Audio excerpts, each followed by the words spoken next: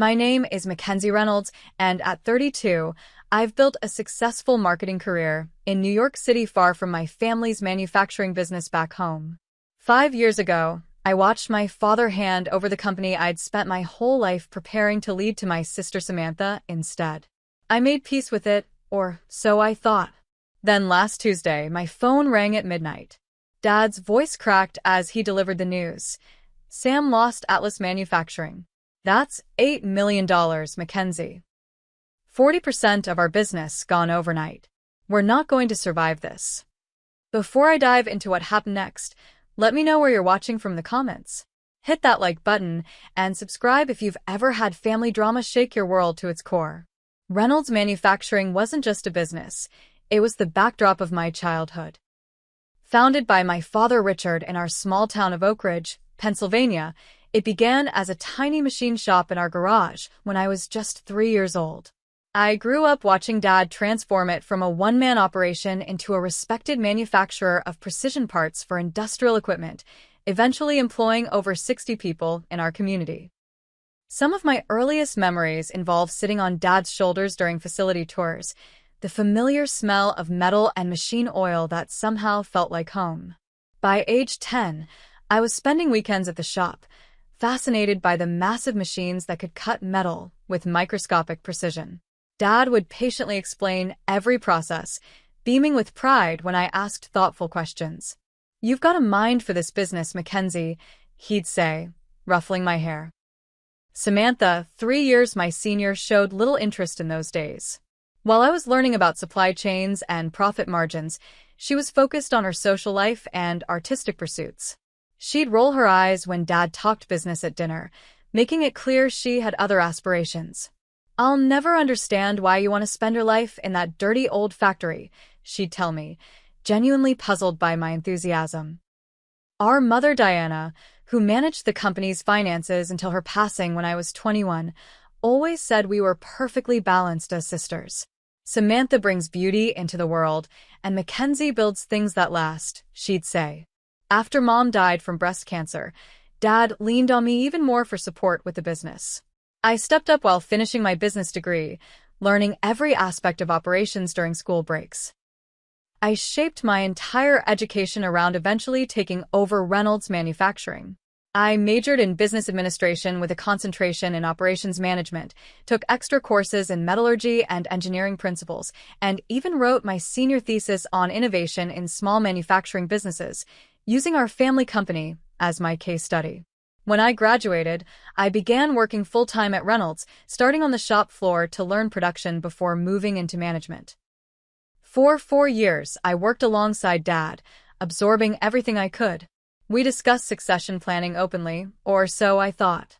I developed relationships with our key clients, including Thomas Aldridge at Atlas Manufacturing, our largest account. I implemented a new inventory management system that increased efficiency by 23%. I was fully invested in the company's future because I believed it would one day be mine. Then came that Sunday dinner 5 years ago. We gathered at Dad's house like we did most weekends, nothing seemingly out of the ordinary. I'd brought a folder of ideas for expanding our client base in the aerospace sector. But before I could mention it, Dad cleared his throat and announced he had something important to share. "I've made a decision about the future of Reynolds Manufacturing," he said, reaching for Samantha's hand. "Sam will be taking over as CEO when I step back next month." The dining room went silent.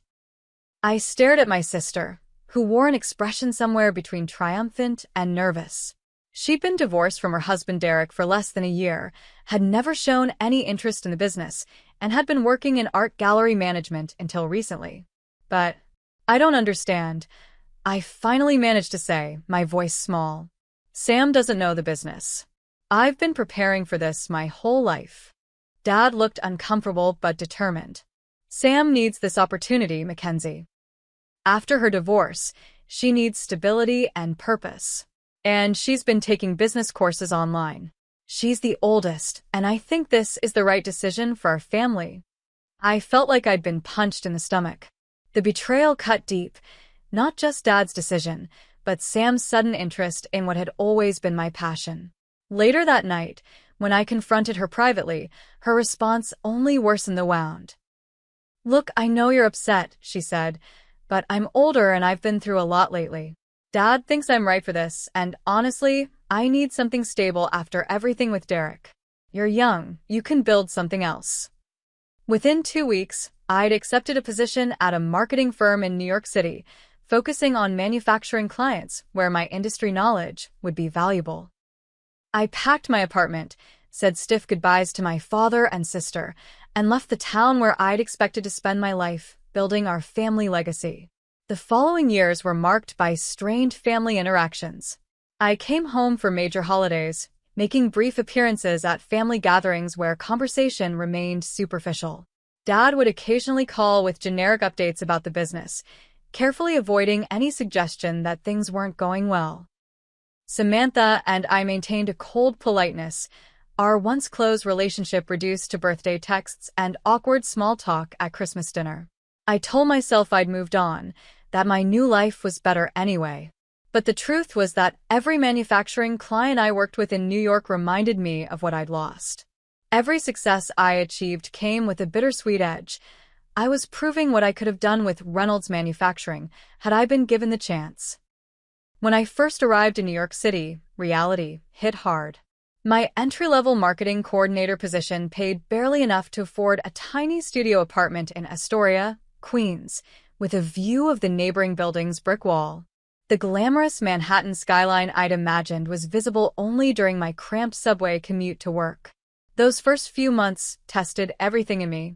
I'd gone from being a respected manager in my family's business to fetching coffee and organizing spreadsheets.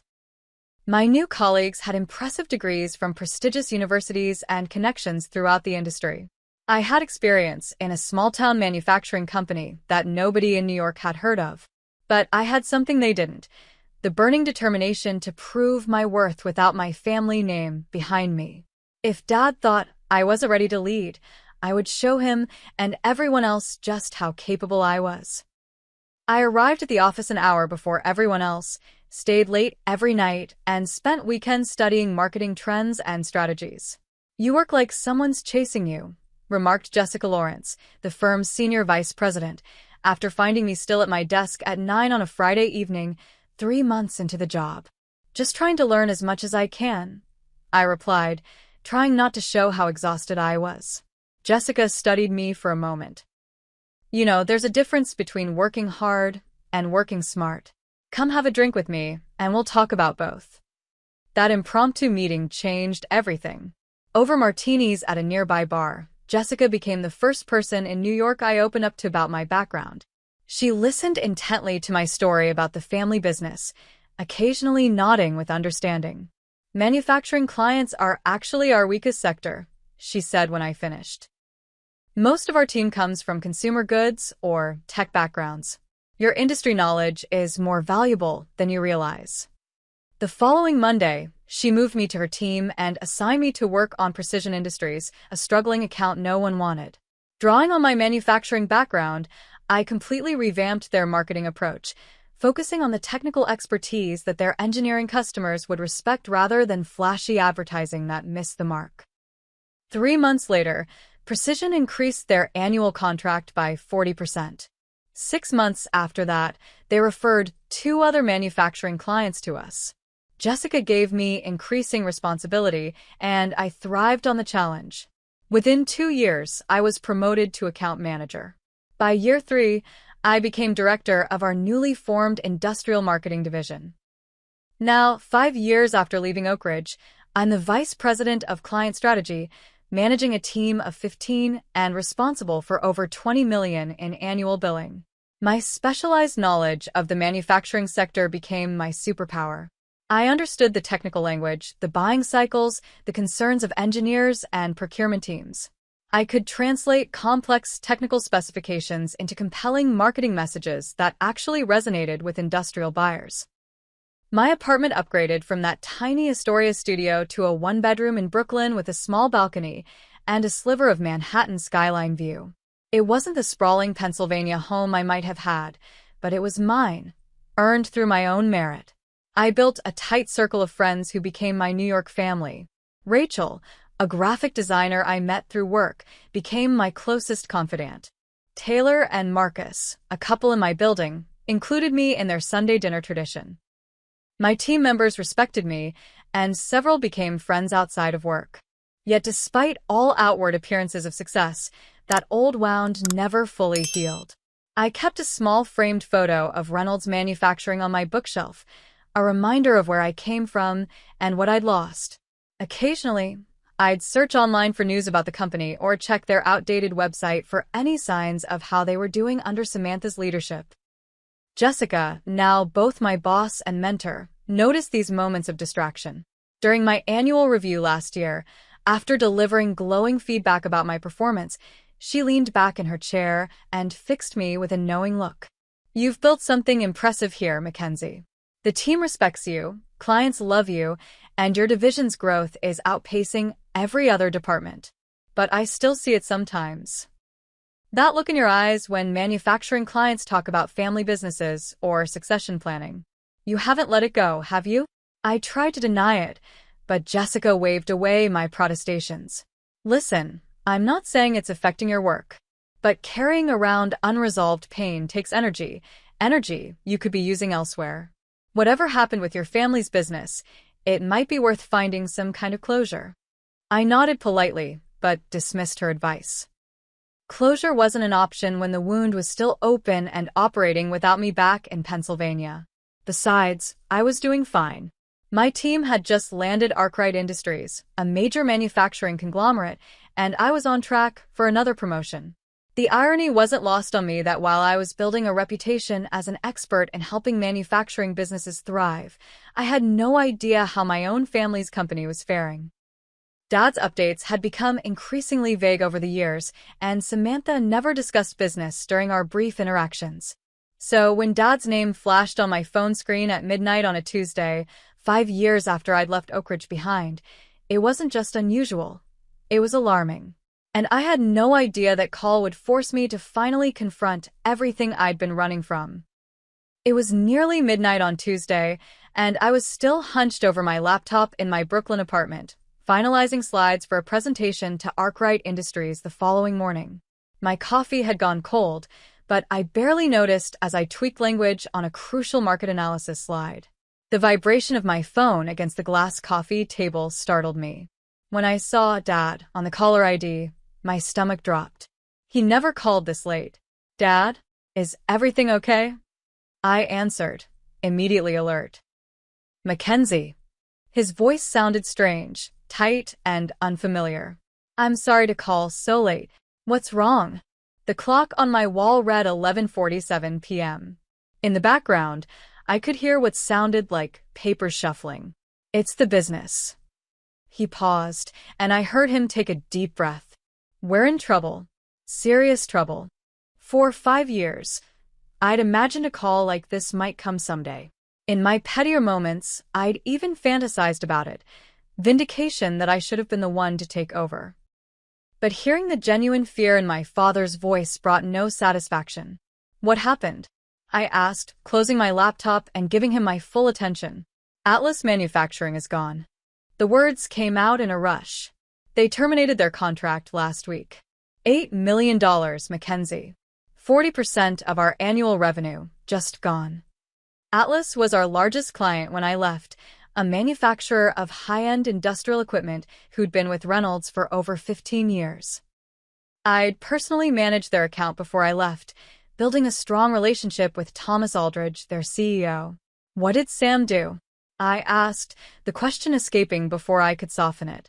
Dad's silence confirmed my suspicion. After a moment, he continued, "There were problems, quality issues with the last 3 shipments. Deadlines missed. Communication breakdowns. Thomas tried to work with Sam, but..." He trailed off. "But what, Dad?" "She wasn't responsive. Blamed the floor managers, the supply chain issues, everything but herself. The final straw was when she missed a meeting with Thomas last month and sent no explanation until the next day. He called me directly afterward, out of respect for our history, but said they couldn't continue the relationship." I closed my eyes, trying to process this. How bad is it really? The whole picture. We've got maybe 3 months of operating capital left. The bank won't extend our line of credit further. 2 other smaller clients are rumbling about leaving. Morale is at rock bottom. His voice cracked slightly. I never thought I'd see Reynolds Manufacturing like this. Where's Sam in all this? I asked, though I suspected the answer. She's struggling. The pressure got to her. She's not handling it well. Translation: my sister was falling apart and couldn't fix the mess she created. The silence stretched between us as I processed what he wasn't saying. Finally, Dad spoke again, his voice barely above a whisper. I need you to come home, Mackenzie. I need you to help fix this. 5 years of hurt and resentment bubbled to the surface. You need me now? After you gave the company to Sam? After you decided I wasn't the right person to lead? I know I have no right to ask, he said, his voice heavy with regret. But this isn't just about Sam or me. It's about 60 employees who depend on Reynolds for their livelihoods. It's about the legacy your mother helped build. Please, Mackenzie, just come assess the situation. Tell us what to do. Then you can go back to your life in New York if that's what you want. The mention of Mom's legacy struck home. Despite everything, I couldn't bear the thought of the company she helped build collapsing. I'll need to check with my job, I said, not yet committing. I have a major presentation tomorrow. Let me think about it and call you back. After hanging up, I sat in the dark of my apartment, emotions swirling. There was vindication, yes. I'd been right about Sam not being ready. But there was also genuine concern for the business and its employees, many of whom I'd known my entire life. And beneath it all, that persistent ache of rejection that had never fully healed. I called Jessica despite the late hour, knowing she would understand the magnitude of the situation. This is quite the development, she said after I explained everything. What are you thinking? Part of me wants to tell him to figure it out himself, I admitted. He made his choice 5 years ago. And the other part? I sighed. Wants to rush home and save the day. Prove I could have done it better all along. Both understandable, Jessica said. But neither is a great reason for making this decision. What about a third option? Go home, assess the situation objectively as the professional you are now, and make recommendations. No emotional rescuing, no vindictive abandonment. Just apply your expertise to a business problem. You think I can be that detached about my family's company? I think the Mackenzie Reynolds I know can do anything she sets her mind to, Jessica replied. And frankly, this might be the closure you need, one way or another. By morning, I'd made my decision. I called Jessica again at a more reasonable hour and asked for 2 weeks of emergency leave. Then I booked a flight to Pennsylvania for that afternoon, postponed my presentation, and briefed my team on projects they'd need to handle in my absence. Finally, I called my father back. I'll be there tonight, I said. But I'm not promising anything beyond an assessment of the situation, Dad. I need you to understand that. That's more than we deserve, he replied, relief evident in his voice. Thank you, Mackenzie. As I packed a suitcase, I tried to quiet the voice in my head asking if I was making a terrible mistake. I was returning not as the daughter desperate for approval, but as Mackenzie Reynolds, VP of Client Strategy, an expert in manufacturing marketing and business development. This was business, not family drama. At least, that's what I told myself as my plane took off for Pennsylvania, carrying me back to everything I'd tried to leave behind. The flight from LaGuardia to Harrisburg took less than 2 hours, but it felt like traveling back in time. As the small commuter plane descended over the familiar Pennsylvania landscape, my stomach tightened with anxiety. I'd rented a car at the airport, unwilling to depend on my father or sister for transportation during this visit. Driving the 40 minutes to Oak Ridge, I took the long route that passed by Reynolds Manufacturing. Even from the road, I could see signs of decline. The sign at the entrance needed repainting, the landscaping was overgrown, and the parking lot had noticeable potholes that hadn't been repaired. These small details spoke volumes. They were the first things to go when cash flow became tight. I pulled into a spot marked visitor, a painful reminder of my changed status. Taking a deep breath, I grabbed my laptop bag and walked through the front doors into the reception area where I'd once belonged. Linda, the longtime receptionist who'd known me since childhood, gasped when she saw me. Mackenzie. Oh my goodness. She rushed around her desk to embrace me. Your father said you might be coming, but I hardly believed it. Before I could respond, Dad emerged from his office. At 65, he looked older than when I'd last seen him at Christmas, more gray in his hair, deeper lines around his eyes. For a moment, uncertainty flickered across his face, as if he wasn't sure how I would greet him. Mackenzie, he said, approaching cautiously. Thank you for coming. I accepted his awkward hug, keeping my professional demeanor. Where's Sam? I'd like to get started right away. In her office, my old office, he added, and I caught the note of regret. She's expecting you. Walking through the production floor to reach the management offices, I noted more signs of trouble. Equipment that should have been running sat idle.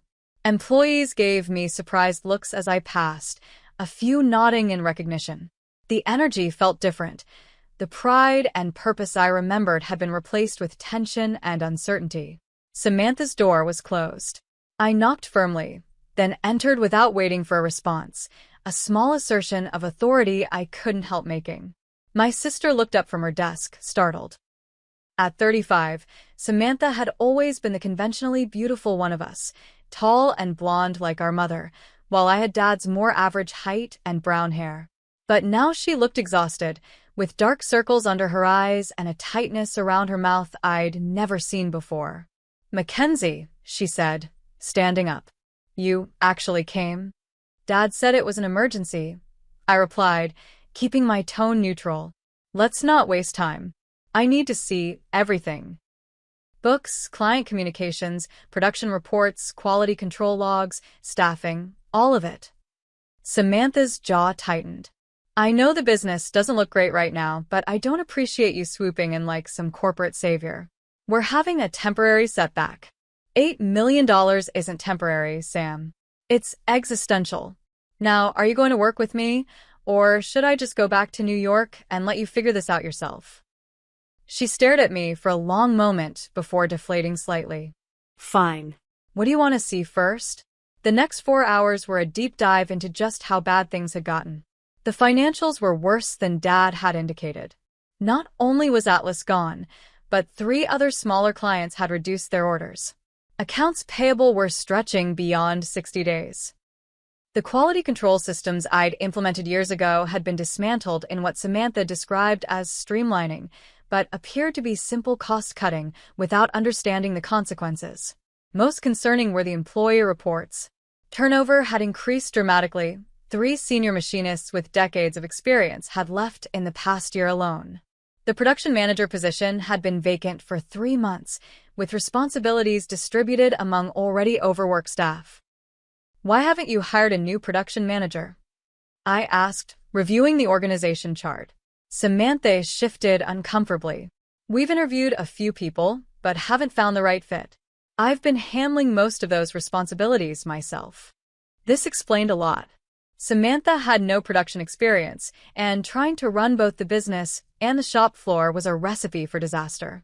By late afternoon, I'd requested private conversations with key staff members. Their insights painted a clearer picture. Communication breakdowns, shifting priorities, decisions made without consultation with the experts on staff. Multiple people mentioned Samantha's frequent absences and difficulty accepting feedback. Brian Porter, the operations manager who'd been with us for 15 years, was the most forthright. It's been tough watching this place change, he said when we spoke privately. Your dad built something special here. Everyone felt like part of a family. Now it feels like we're just trying to survive each day. What happened with Atlas? I asked. The full story, Brian. I need to know. He sighed. It started with quality issues about a year ago. We rushed a big order and sent parts that didn't meet spec. Sam assured Thomas Aldridge it was a one-time problem, but then it happened again 3 months later. The real breaking point came when she missed that meeting with Thomas last month. It wasn't just that she didn't show. She was unreachable for hours, and his team had flown in specifically to address concerns. By the time she called him the next day, he'd already decided to move on. The picture was becoming clearer, and it wasn't pretty. Samantha had been in over her head from the beginning, and rather than ask for help, she'd tried to cover up problems until they became unfixable. I need to talk to Thomas, I decided. Is he still at the same number? Brian nodded. He always respected you, Mackenzie. If anyone can get him to reconsider, it might be you. I called Thomas Aldridge that evening from my hotel room. To my surprise, he answered on the second ring. Mackenzie Reynolds, he said, his voice warming with recognition. It's been a long time. Too long, I agreed. I understand you've had some challenges with Reynolds Manufacturing recently. He chuckled without humor. That's one way to put it. I'm sorry to say your sister doesn't appear to have inherited your father's business sense, or yours. I'd like to hear your perspective on what happened, I said. I'm back in town temporarily to assess the situation. Thomas didn't hold back. The quality issues had cost Atlas significant money in their own production delays. The missed deadlines had forced them to scramble for alternative suppliers at premium prices.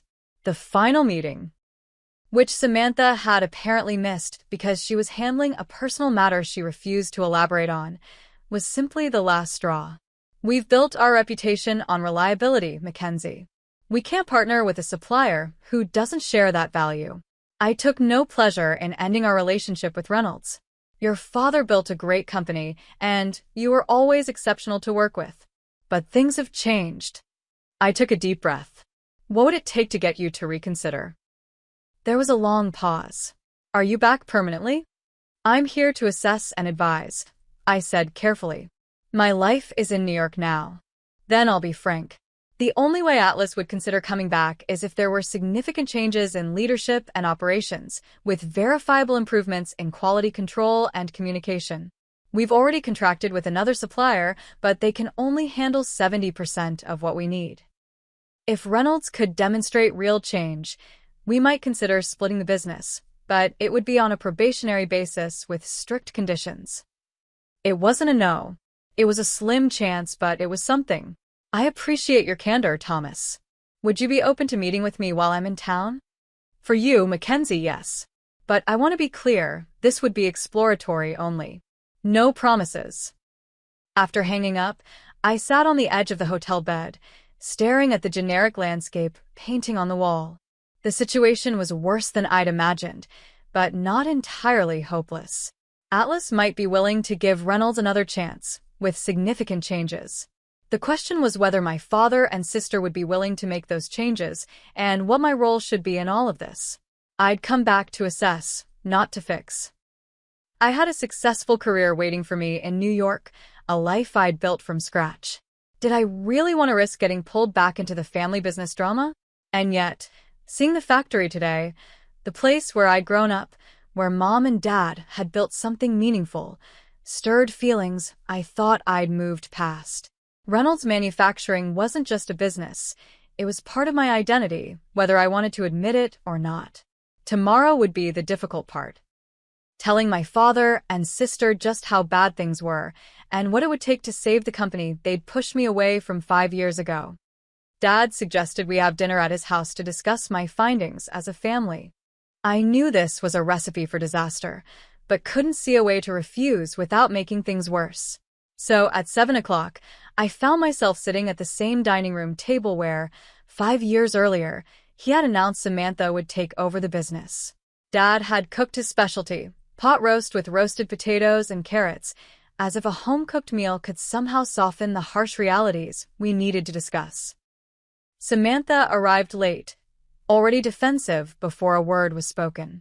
She'd clearly made an effort with her appearance, wearing a business-appropriate dress and jewelry, her hair and makeup carefully done, as if dressing the part of CEO could compensate for her performance in the role. I've spent the day reviewing everything, I began after an awkward exchange of pleasantries. I've also spoken with Thomas Aldridge at Atlas. Samantha's head snapped up. You contacted Thomas without telling me? I'm still the CEO, Mackenzie. You had no right. Atlas represents $8 million in business that you lost, I replied evenly. Recovering even a portion of that account is critical to Reynolds' survival. Thomas agreed to meet with me to discuss possibilities. What did he say? Dad asked, ignoring Samantha's glare. He might consider giving us a portion of their business back, but only with significant changes to leadership and operations. They've already contracted with another supplier for most of their needs, but that supplier can't handle everything. There's an opportunity there, but it won't be easy. What kind of changes? Dad pressed. I took a deep breath. Based on everything I've seen today, Reynolds needs a complete operational overhaul. Quality control systems need to be rebuilt from the ground up. We need a proper production manager immediately. The financial controls are inadequate. And most importantly, there needs to be a change in leadership. Samantha slammed her water glass down. So that's what this is about. You've been waiting for this opportunity, haven't you? Waiting for me to stumble, so you could swoop in and take over. That's not fair, Sam, Dad interjected. Mackenzie came back because I asked her to help. Help or replace me? Samantha shot back. Because it sounds like she's already decided I'm the problem. I struggled to maintain my professional demeanor. The numbers speak for themselves, Sam. Reynolds has lost 40% of its revenue. Quality issues have driven away your largest client. Staff morale is at rock bottom. 3 key machinists have left in the past year. These aren't matters of opinion, they're facts. You have no idea what I've been dealing with, Samantha said, her voice rising. The market has changed since you left. Supply chains are a nightmare. Labor costs have increased. You get to judge from your cushy New York office, but you haven't been here in the trenches. I'm not judging based on industry challenges that every manufacturer faces, I countered. I'm judging based on specific decisions and management practices that have driven this business to the brink of failure. Dad looked pained. Girls, please. This isn't helping. No, Dad. We need to have this conversation, I insisted. The company can't survive without immediate intervention. And Sam needs to acknowledge her role in this crisis. Samantha stood up, her chair scraping loudly against the hardwood floor. My role? What about Dad's role in putting me in this position? Did you ever think, maybe, I never wanted this responsibility? That maybe I took over because he made me feel like I had to? I stared at her in disbelief. You took the company I had worked my entire life to prepare for, and now you're saying you didn't even want it? I wanted to matter. Samantha shouted, tears forming in her eyes. You were always the smart one, the responsible one, Dad's perfect little protege. After my divorce, I had nothing, no career, no husband, no purpose. When Dad suggested I take over, it felt like finally someone believed I could do something important. The room fell silent as the implications of her words sank in. I turned to my father, who couldn't meet my eyes. Is that true, Dad? You gave Sam the company because she needed a confidence boost after her divorce. He shifted uncomfortably. It wasn't that simple, Mackenzie. Then explain it to me, I demanded, feeling 5 years of hurt bubbling to the surface. Because from where I'm sitting, you handed over a multi-million-dollar company with 60 employees to someone with no experience or training because she was going through a rough patch. Meanwhile, I had spent my entire life preparing to take over. How is that a responsible business decision? Dad's shoulders slumped. Sam was in a bad place after Derek left. She was drinking too much, isolated, talking about moving across the country. I was worried about her. You've always been so capable, so independent. I thought you'd be fine no matter what. I thought Sam needed the business more than you did. The truth hit me like a physical blow. Dad hadn't chosen Samantha because he thought she'd be better for the business. He'd chosen her because he thought I would succeed regardless, while she might fall apart without this opportunity. He'd sacrificed the company's best interests and my dreams for Samantha's emotional well-being. So you risked everything Mom helped build, everything you spent 30 years creating, as some kind of therapy for Sam? My voice shook with emotion. Did you ever consider that putting her in a position she wasn't prepared for might actually make things worse for her? That it might destroy the business and her confidence? Samantha sank back into her chair, covering her face with her hands. You think I don't know I've failed?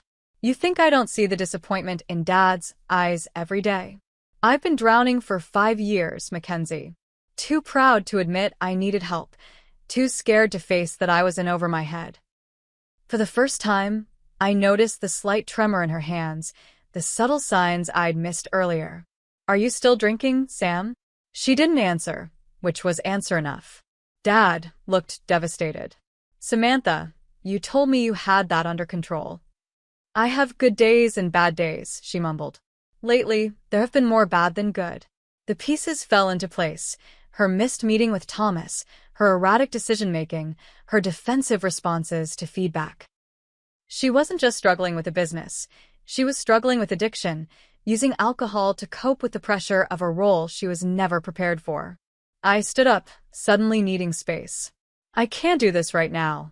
I came back to help assess the business situation, not to unpack 5 years of family dysfunction. Mackenzie, please, Dad began, but I cut him off. You asked me to come back and help fix a business problem, but this isn't just a business problem. This is about your choices, Dad. This is about putting your children in impossible positions because you couldn't make the tough decisions yourself. I grabbed my purse. I need some air. I'll talk to you both tomorrow. I drove aimlessly through Oak Ridge, the familiar streets both comforting and suffocating. Eventually, I found myself at Riverside Park, where Mom used to take us for picnics on summer evenings. I sat on a bench overlooking the water, trying to process everything I'd learned. My phone rang. Brian Porter, the operations manager. I almost didn't answer, but something told me I should. Mackenzie, sorry to bother you after hours, he said when I picked up. I just wanted to check in. How's it going with the family discussions? About as well as you'd expect, I replied wryly. The business issues are just the tip of the iceberg. Brian was quiet for a moment. Listen, a bunch of us are meeting at O'Malley's for a drink. Some of the old crew would love to see you. Might give you a different perspective on things. I almost declined, but realized I needed to hear from the people who had remained at Reynolds through all of this. I'll be there in 15 minutes. O'Malley's was the same dimly lit pub where we'd celebrated company milestones for as long as I could remember. I spotted Brian at a corner table with Michael Coleman, our longtime head of maintenance, and a few other familiar faces. Michael stood to give me a bear hug when I approached. At 58, he'd been with Reynolds since before I was born and had taught me how to troubleshoot machinery issues when I was still a teenager. Look what the wind blew in, he said warmly. The prodigal daughter returns. The next 2 hours provided invaluable perspective. These loyal employees shared stories of the company's decline, but also their continued belief in what Reynolds could be. They spoke of my father with respect despite his recent hands-off approach, and of Samantha with a mix of frustration and sympathy. She tries hard, Michael said. No one can say she doesn't care. But caring isn't enough when you don't have the knowledge or experience.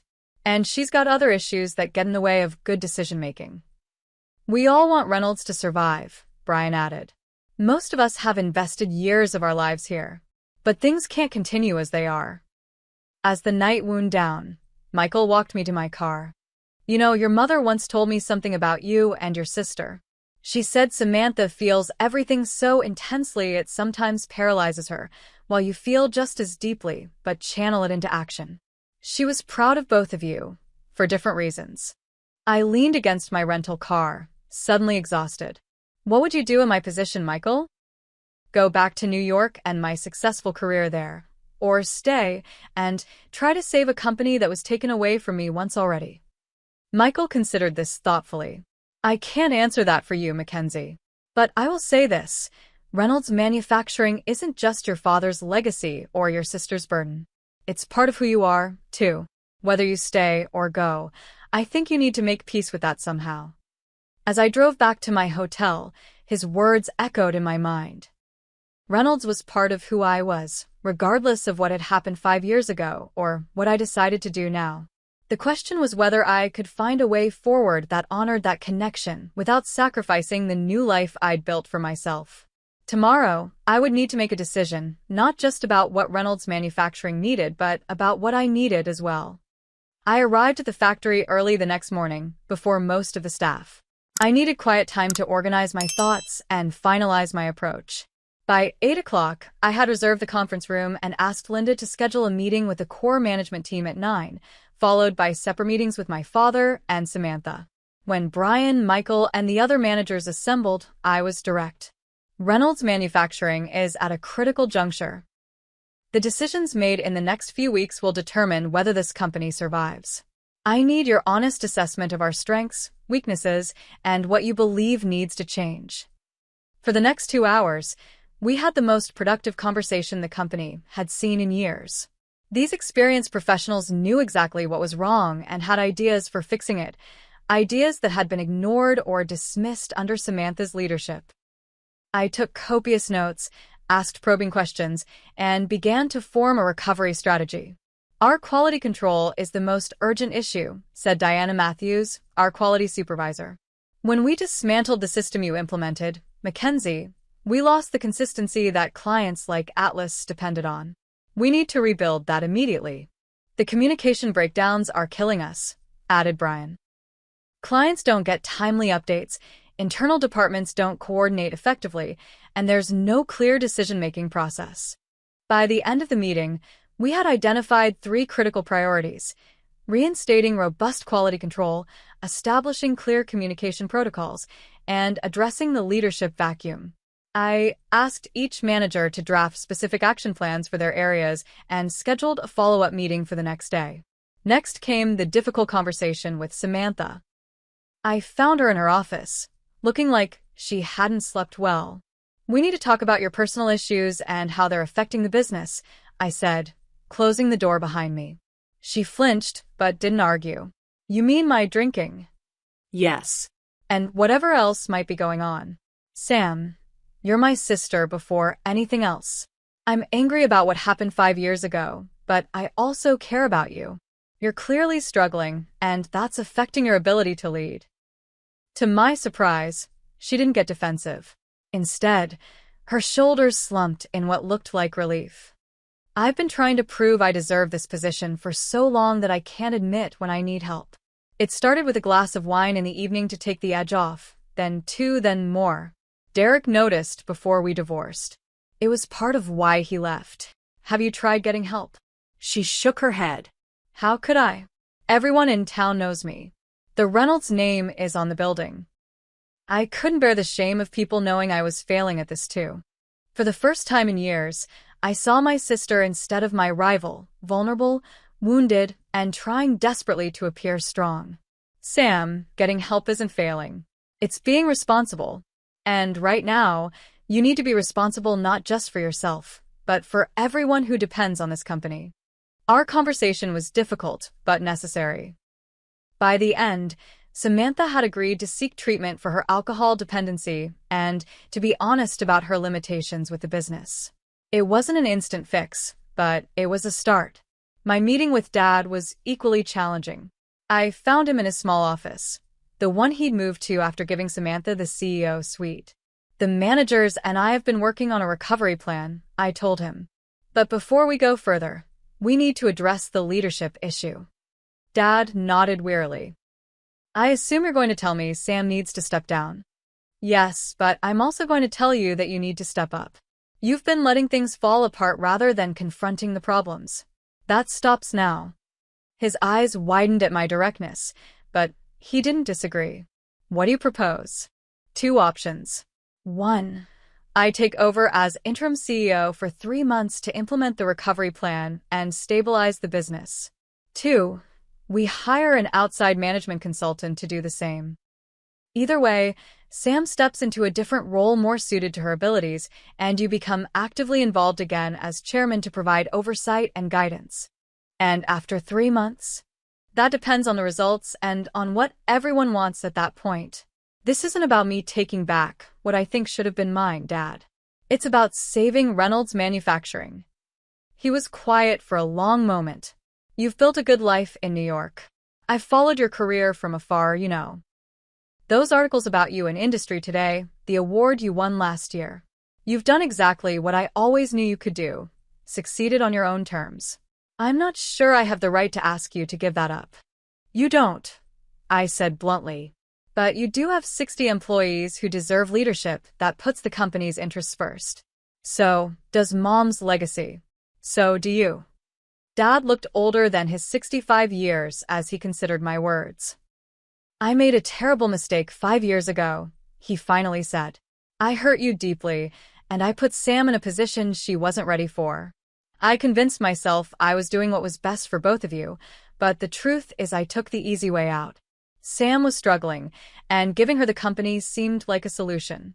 I didn't want to face her problems directly, or make the hard decision to put you in charge when I knew it would hurt her. It was the honest acknowledgement I'd been waiting 5 years to hear. We can't change what happened, I said, my voice softening. But we can decide what happens next. I think it needs to be you, Mackenzie. Will you consider it? 3 months as interim CEO. I had anticipated this question and had spent half the night weighing my options. I'll do it, but with conditions. I need complete authority to implement changes. Sam needs to commit to getting help for her drinking and finding a role where she can contribute positively. And I need your support as chairman. Real support, not just a title. You have it, he said without hesitation. All of it. By that afternoon, we had assembled the management team again, this time with Dad and Samantha present. I presented the transition plan, and, to her credit, Samantha endorsed it. I've been pretending I could handle this on my own, and it hasn't worked, she told the team. Mackenzie has the skills and experience Reynolds needs right now. I'll be taking some time to address personal issues, and then finding where I can best contribute going forward. The relief in the room was palpable.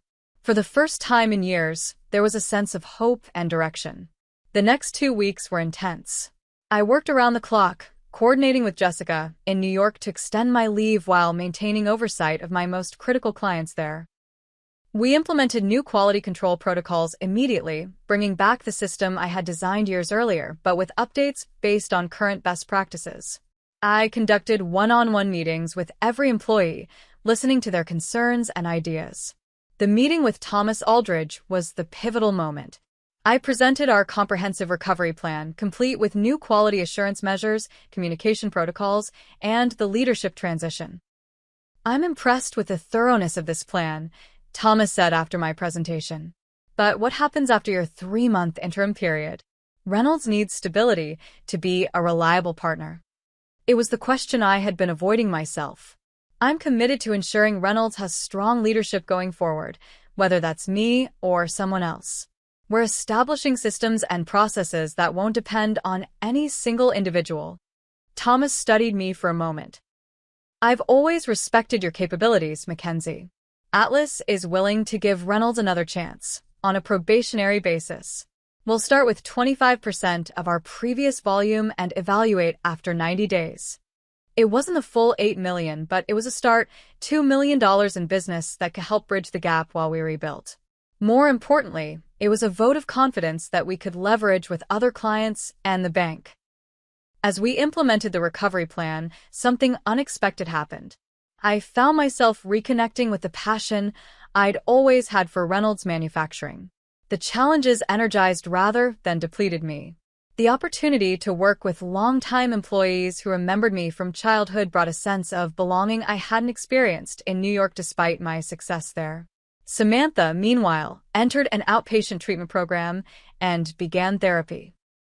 When she returned to work after 3 weeks, it was in a newly created role as Community Relations Director, a position that utilized her interpersonal skills and creativity without the pressure of operational decision-making.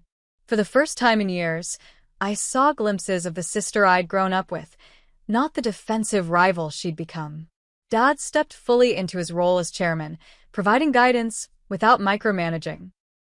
Our relationship began a slow healing process as we worked together with a new understanding and respect. By the end of the 2nd month, Reynolds Manufacturing had stabilized. We hadn't fully recovered, but the bleeding had stopped. Atlas was satisfied with our performance on their partial contract. 2 other clients had increased their orders based on our improved quality, and employee morale was rebounding. The question looming over everything was what would happen when my 3-month interim period ended. Jessica had been supportive, but made it clear my position in New York couldn't remain open indefinitely. I had built a successful career there, with a team that depended on me and clients who valued my expertise. Yet Reynolds needed consistent leadership to fully recover and grow. The business was part of my DNA in a way my New York career, despite its success, had never been. The question wasn't just about professional opportunities, but about where I truly belonged. The solution came from an unexpected source. During a video call to update Jessica on my situation, she proposed something I hadn't considered. "What about a bi-coastal arrangement?" she suggested. "Our manufacturing clients would benefit enormously from having direct access to a working manufacturing facility. What if Reynolds became a strategic partner with our firm? You could split your time between New York and Pennsylvania, bringing your expertise to both organizations." It was innovative, challenging, and potentially perfect. "You think the firm would go for that?" Jessica smiled. "Mackenzie, you've increased manufacturing client revenue by 70% in 2 years. We'd be fools to lose you. And gaining a strategic manufacturing partner would give us capabilities none of our competitors have." The idea took root and blossomed. Over the next 2 weeks, I developed a detailed proposal for a partnership between Reynolds Manufacturing and my New York firm. Reynolds would serve as a demonstration facility and testing ground for marketing strategies, while gaining access to high-level marketing expertise and potential new clients. I would divide my time between both locations, serving as CEO of Reynolds and maintaining a modified role with the New York firm.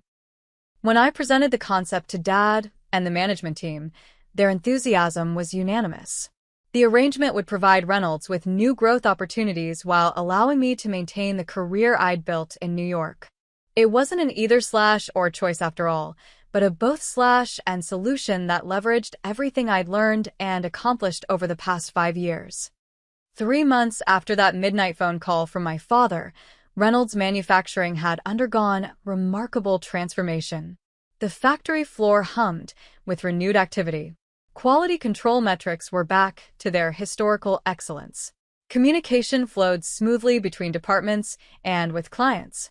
Most importantly, the company was profitable again, with a clear path forward. Alice Manufacturing had been so impressed with our turnaround that they increased their order volume from 25 to 40% of their previous level, with discussions underway about further expansion. Thomas Aldridge had become one of our biggest advocates, referring 2 new clients that added another $1 million in annual revenue. Samantha had embraced her role in community relations with unexpected enthusiasm. Freed from the pressure of operational leadership, she flourished in building relationships with local organizations and developing a corporate social responsibility program that enhanced Reynolds' standing in the community. Her treatment program was working, 3 months sober, and committed to continuing her recovery. "I never wanted to admit it, but I hated being CEO," she confessed during one of our now regular sister lunches. "Every day felt like I was wearing someone else's clothes, trying to be someone I wasn't. This new role feels right, like I'm finally contributing in a way that uses my actual strengths." Dad had stepped fully into his role as chairman, providing guidance and support without micromanaging. He'd also begun the process of proper succession planning, working with legal and financial advisors to establish clear protocols for the future. One evening, as we reviewed the quarterly projections in his home office, he paused and looked at me with uncharacteristic emotion. "I need to say something I should have said years ago," he began. "I'm sorry, Mackenzie. I made a terrible mistake when I gave the company to Sam instead of you. I convinced myself I was doing what was best for both of you, but the truth is I took the easy way out.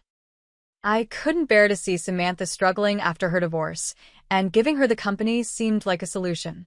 I didn't want to face her problems directly. Why didn't you just talk to me about it?" I asked. "We could have found another way to help Sam." Dad sighed heavily. Pride. Fear. "I've never been good at difficult conversations. Your mother handled those. After she died, I just fumbled through the hard stuff. It was easier to make a unilateral decision than to have the painful conversations we needed to have as a family." It wasn't a perfect explanation, but it was honest. And for the first time, I truly understood that Dad's decision hadn't been a rejection of me, but a flawed attempt to help my sister during a crisis. For what it's worth, he continued, watching you these past 3 months has been like seeing the Reynolds manufacturing I always dreamed of building. You have a vision and leadership ability that neither Sam nor I ever had. Your mother would be so proud of what you've accomplished. The partnership with my New York firm had been formalized, with enthusiastic support from their leadership team. We were already seeing benefits on both sides, Reynolds gaining marketing expertise and new client introductions, while the firm leveraged our manufacturing capabilities to enhance their service offerings. My new bicoastal life presented challenges, of course. Maintaining apartments in both locations and traveling regularly between them required careful scheduling and, occasionally, exhausting travel days. But the rewards far outweighed the inconveniences. I was able to continue the career I'd built in New York while reclaiming my connection to the family business I'd always loved. In an unexpected development, Rachel, my best friend from New York, had recently accepted a position with a client in Philadelphia, just an hour from Oak Ridge. Having her nearby during my Pennsylvania weeks made the transition easier and helped bridge my two worlds. On my last evening before returning to New York for 2 weeks, I took a walk through the Reynolds manufacturing facility after most employees had left for the day. The quiet hum of essential equipment, the familiar smells of metal and machinery, the sense of solidity and purpose, it all felt right in a way I hadn't allowed myself to acknowledge for 5 years. Michael Coleman found me standing in the quality control lab, looking at the monitoring systems we'd reinstated. "Heading back to the big city tomorrow?" he asked, leaning against the doorframe. I nodded. "Just for 2 weeks, then back here. The new normal."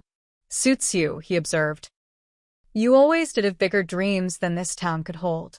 But you also always understood what makes this place special."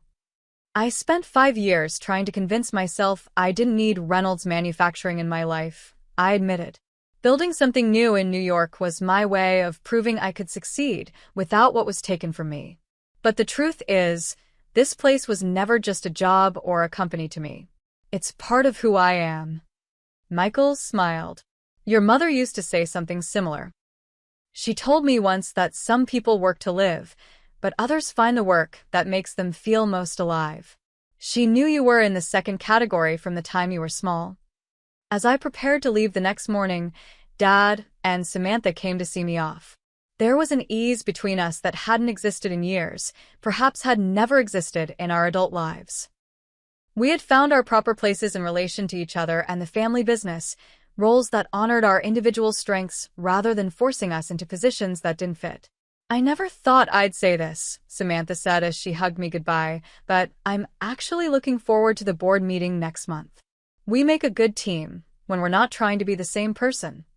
Dad embraced me last. "Safe travels, Mackenzie. The company will be here when you get back. Stronger than ever because of you." As I drove to the airport, I reflected on the unexpected journey of the past 3 months. What had begun as a crisis call in the middle of the night had led to a profound transformation, not just for Reynolds Manufacturing, but for my family and for me personally. I had learned that sometimes our deepest wounds can lead to our greatest growth. That family businesses are complex emotional ecosystems as much as they are economic entities. That forgiveness doesn't mean forgetting the past, but finding a way forward that honors both the pain and the possibility. Most importantly, I'd learned that success isn't always an either/or or proposition.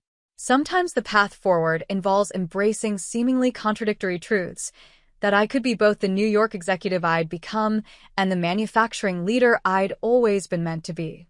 That I could honor my father's legacy while creating my own. That I could work alongside my sister without either of us having to diminish ourselves to make room for the other. Reynolds Manufacturing would continue to evolve, as would my role in it. The bicoastal arrangement might not be permanent, but it was the right solution for now, allowing everyone to heal and grow while securing the company's future. What about you? Have you ever had to navigate complex family business dynamics or find your way back to something you thought you'd lost forever? I'd love to hear your stories in the comments below. If this journey resonated with you, please hit that like button and subscribe to hear more real-life experiences. And if you know someone struggling with family business challenges, share this video. Sometimes knowing we're not alone in these complicated situations is the first step toward finding our own path forward. Thank you for listening to my story, and remember, sometimes our greatest disappointments can lead us to exactly where we're meant to be.